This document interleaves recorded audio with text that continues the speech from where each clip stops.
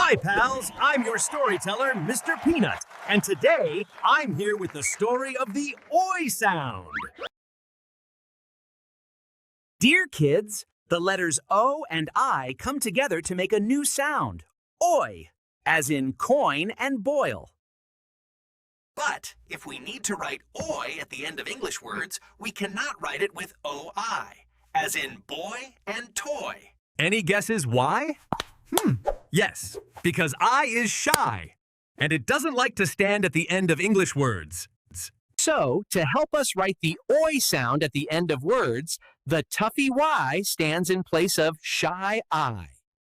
So instead of writing boy with O-I, we write it with O-Y, because I is shy.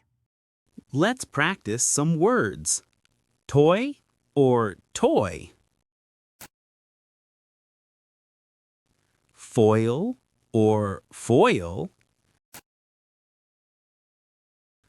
Boy or boy?